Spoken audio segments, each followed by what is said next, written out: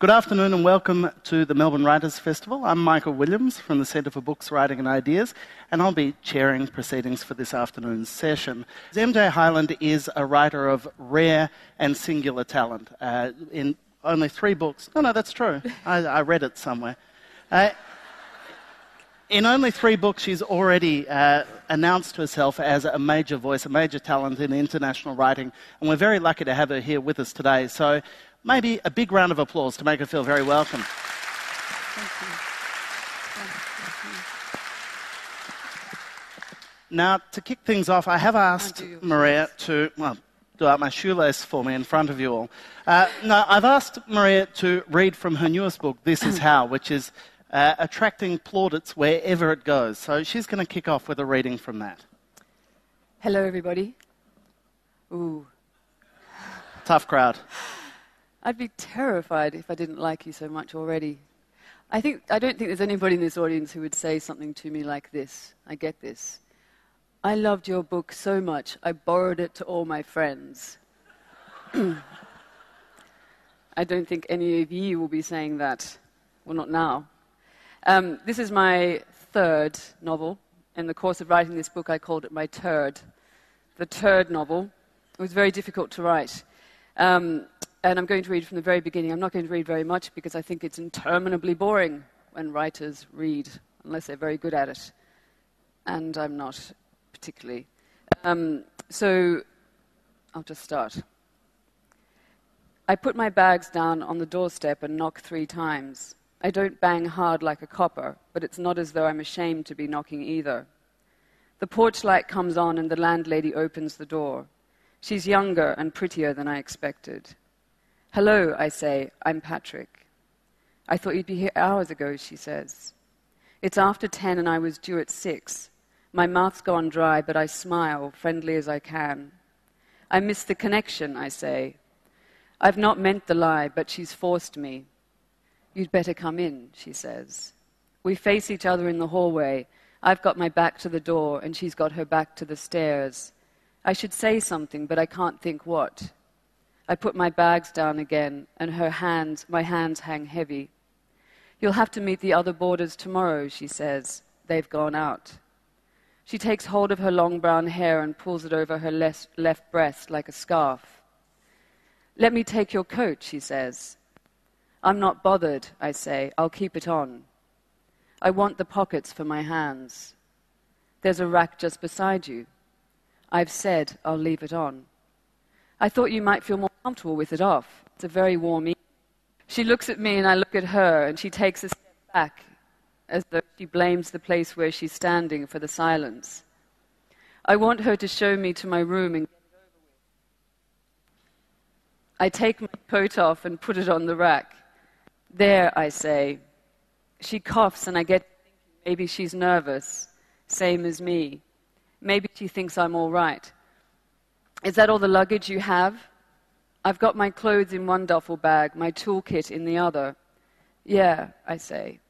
My coat falls off the hook, and because neither of us picks it up, it's as though there's something watching us. That'll do for now.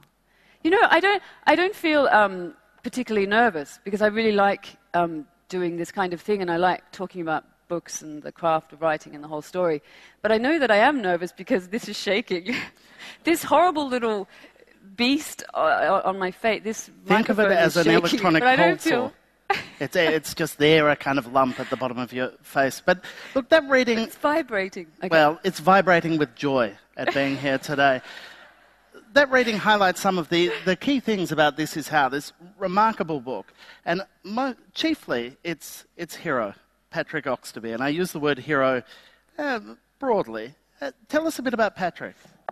Patrick's a young man who's, just before the novel commences, been dumped by his fiancée. And he runs away from home, and he moves to a boarding house by the sea. And he's feeling kind of bereft and screwed up and like he's failed and wants to start over again.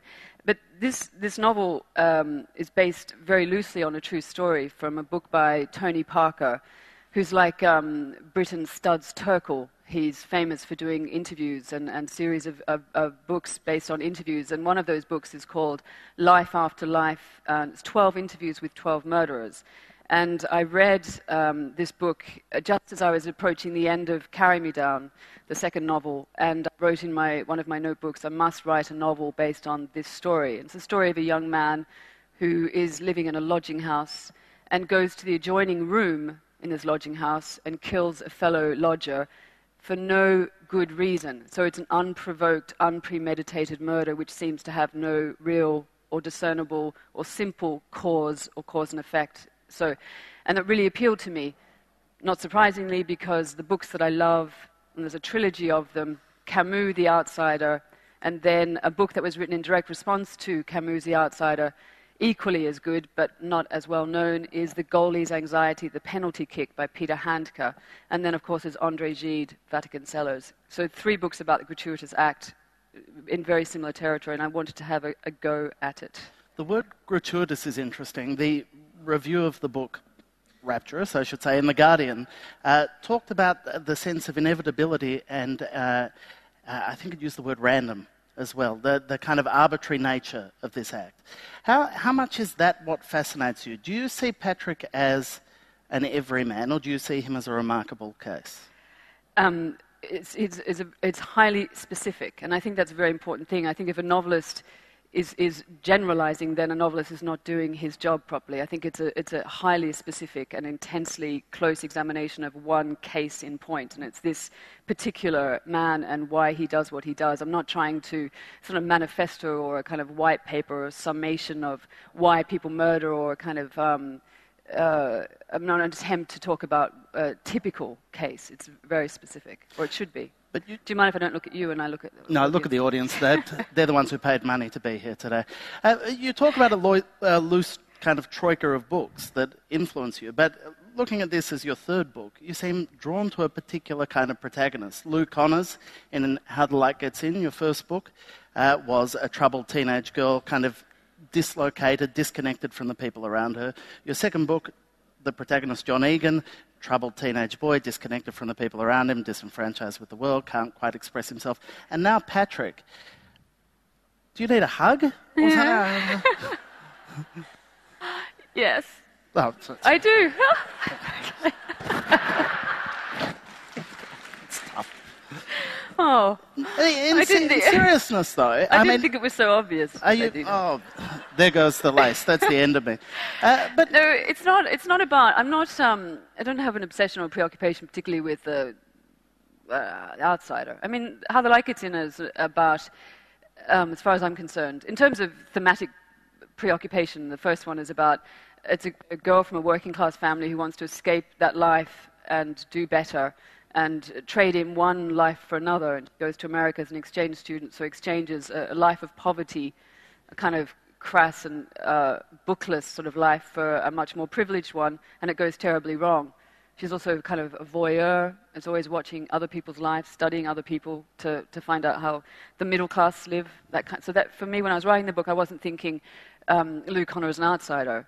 It wasn't how I framed it or thought about it. The imaginative impulse was about things like a transformation of a life, changing a life, a bit kind of a Pygmalion kind of angle. The second book is about this peculiar boy who believes he has a gift for lie detection, and he practices this gift on his family, so to see whether he can tell when his mother's lying, his father's lying, and then he goes after his mother. So I probably shouldn't say what happens. Spoiler alert. Yeah. So yeah, and that was about Oedipal stuff. He's in love with his mother and wants her, and his father gets in the way. And it's about lies and lie detection and obsession with truth. He's a kind of fascist in his sort of obsession. So what I'm trying to say is I didn't think about, and here I wasn't thinking about Patrick as an outsider. But maybe that answers the question, the fact that I don't consciously think about it, and yet all three of the characters are... Why do I keep going like that? You're quoting me. I hate when people do this. I'm and now sorry, I'm doing I've it. It's like reduced I to attacked you before for saying something. Yes, And I'll probably hurtful. say... All right, so there are bigger and other themes going on in your work beyond just the outsider thing, and if we accept that it's just a coincidence that you've got 3 protagonists who occupy that, at the same time it does suggest a kind of bleak worldview. Are you aware of yourself as a writer who's writing pretty bleak material? I suppose... Yeah, I don't think of it as bleak. I mean, I think of things that I like, Crime and Punishment, is... Could you characterize that as bleak? I mean, it's the sort of... that old... yeah, I was going to say something horrendous. Well, it's not a romantic comedy. No, it's a... there's Sonia. I'm interested in tragedy and always have been. Medea. It's bleak. Is that bleak? Or is it bleak or is it great? I think it's great. I mean, good literary fiction. I mean, serious fiction it should be dramatic and it should be intensely dramatic. Medea, Oedipus Rex, King of Thebes. Playwrights that I love. Arthur Miller, Tennessee Williams. It's it has to have weight, and I don't think of it as bleak. I think of it as sort of weighty. Right. So if things going wrong for people, if that's the wrong kind of angle, if it's not about bleak, then the thing that strikes me about your protagonists in particular is their level of self-understanding. Nick Hornby famously had to go to Ian McEwan after Saturday came out, saying that it was a cop-out to write books about characters who were intelligent, articulate, understood their own emotions, knew how to communicate them. He said that was a cop-out. That was the easiest thing in the world to make your characters philosophers and poets and brain surgeons. You have gone the extreme other way. You've gone with characters, Patrick in particular, who are sometimes shocked by themselves. They're not quite connected. Is that a deliberate choice? Yeah, that's a little bit more, perhaps, deliberate. I mean, the only thing that's really deliberate, as far as I'm concerned, is thinking of a story that I think will work, and making sure that story appeals to me, and then being lucky enough, I hope, at least to some extent, to have an unconscious appeal. That what I think is interesting, other people will as well. But it must be a good story, and dramatic, and vivid. And so, but what appeals to me there is tragic stuff and what goes wrong in life. And I think one of the things that happens when people rub up against each other and fail, when things fail between people, is a kind of being at odds or feeling at odds with the world, or kind of strange in the world. And I take it for granted that I do and everybody else should or does, at least some of the time. As a writer, I know they made a mess of that, but what I'm saying, that kind of, that we always wish we were better versions. There's another, most of us, I think, here again, another assumption about what most of us are like, but I think that wanting to be a certain way and what comes out is wrong or off or doesn't quite work out, and that constant, almost vigilant analysis of what goes on in our lives and our relationships with people. I just think that that's the fodder of life. As a writer, though, in terms of the craft of it, does that make it harder for you? I mean, you have a cast of characters that surround Patrick in This Is How, and you have to, on the one hand, bring them alive for your readers and convey them, and on the other hand, do it in Patrick's voice. And here's a young man who is singularly ill-equipped to understand the motivations of the people around him. Were you tearing your hair out trying to get that balance right? I was, and saw the patch. I'm sorry. You know that I was.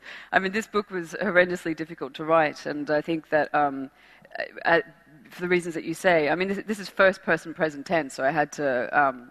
It was ventriloquism, and or having to sort of occupy the mind and completely occupy the mind of a character who's not me, and then and I made him inarticulate and clumsy and awkward in the world and screwed up and a fecker and an idiot, and I gave him like so many kind of problems, and he doesn't quite often even understand why he's doing what he's doing. So it created huge problems for myself and limitations. But and the already inbuilt limitations of first-person present tense and the solipsism of that point of view. I don't know, maybe some people in the audience who've tried to write in first person, and it has some serious sort of limitations. So that everything you see is the point of view of that one person, and that person carries the whole story, and they're the center of gravity. And so that if a reader doesn't like Patrick or find him sympathetic, then I'm fucked, because the book is, fails. Do you like him? Yeah. You find him sympathetic? Yeah. Yeah, I had to spend 3 years with him, so, yeah. Yeah, reasonable. Yeah. He liked me too, I think. We got along quite well. I'm interested, because you teach creative writing as well Yeah. as writing yourself, so you obviously have to, as a day job, articulate the kind of mechanics of what's going on underneath the hood. In a case like this, do you map out the other characters? Do you how much of a distant, cold architect are you from your work, kind of saying, okay, these are the characters, this is what I have to convey, and how much of it is an organic process? Yeah, my approach is like the antithesis of, say, someone like Peter Carey. Peter Carey does lots and lots of research and planning and mapping things out, that cold architecture, which I like. And family trees and histories of his characters and so forth and so on, or at least that's what he's said in the past, maybe making it up. I have a completely different approach. It's to have a loose or broad outline of a story I want to tell. For Carry Me Down, it was I wanted to tell a story about lies, how lies are told, lie detection, that kind of stuff. And then I created a character, but I didn't know what was going to happen. So I didn't know that there'd been an attempt on his mother's life, which may or may not succeed. Until I was writing the damn thing. So I'm surprised. And here I knew there'd be a murder, but I didn't know who'd be murdered. So I wrote the book without knowing who's going to cop it. And hope maybe that kind of infuses what's there. Because I'm surprised. And it's sort of, I don't know everything ahead of time. And I think that gives it kind of an urgency or an immediacy. So just to step back for a moment then, what you do know from the start, from what you say, is, the basic story, the young man, the boarding house. How much in getting started on a new book do you take pleasure in kind of setting and questions of setting? Because this is kind of pretty vivid, and you clearly enjoy the kind of boarding house milieu. Yeah. Do you like the way I said milieu there? It's like I'm French. It's like you're a retard. Reasonable. Milieu. Yeah, I wasn't even trying to say that. I was saying something spit. else. Yeah, it's true. The boarding house. I think it just seemed to me that a boarding house is a perfect setting for a novel of this kind. It was sort of lonely, off-season kind of place, and it just seemed so right for the drama. But also, there are a couple of films, Polanski's The Tenant, that kind of redolent with that kind of somebody who's strange in a new house or place and rubbing up against strangers. I really like that. It sort of lent that kind of atmosphere as well. It was sort of like a ready-made, what's the word I'm looking for, kind of evocation of a sort of a mood, the right kind of mood. The boarding house does that already. It's built in. There's something creepy. You can really feel it straight away. But Yeah. then what about its temporal setting? What about the fact that it's set in the 60s as it is? How important was that to you to place it in a specific kind of era? Really important. I mean, I can't imagine setting a novel in 21st century. I think that, for example, if Patrick here in this novel had recourse to a mobile phone or equivalent technology, he hadn't had to use payphones and then run out of coins. I don't think he'd have got as much trouble as he does. And I don't want technology in my books and sort of accoutrements of modern life. I don't know, and I don't even know quite why that is, other than that. That's your foot. All the books that I'm really fondest of, the 19th century. So maybe it's that kind of when my imagination was being formed, whatever happened to my brain then, that rewiring, or books in the sort of early to mid 20th century, and there's certainly no mobile phones or DVDs then. So Strikes it has me- to be the past, but not historical. I don't want historical stuff. It strikes me that the other thing that it affords you, and this is how, is a distance from a kind of psychological pigeonholing that would have happened to Patrick 20 years later than the settings of this book. How much are you resistant to those kind of people going, oh, well, he's this type of personality, or he's that type of, this is... You answer the question, this is how, but you very adroitly avoid the question of why. Do you think that's a product of the era in which it's set as well? Yeah, that's interesting. And that resistance to sort of pathologize, okay, there's a lot in your question. There's a lot of, I don't want to have neat cause and effect, and I certainly don't want to have it be clear in any way in the book that he's suffering from something. But people persistently say that my characters have Asperger's or autism. I got a letter a few weeks ago from somebody who asked me if I suffer from autism. Well, there was a letter, you couldn't ask. And I must, and I must do, because according to this person, I understand it so well, and her son has autism, and Patrick needed to get help.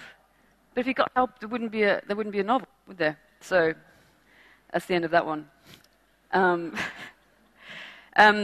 What else were we talking about? Well, are you interested in the question of why? I mean, do you feel, to your mind, is Patrick just a victim of circumstance, or is there more to it than that?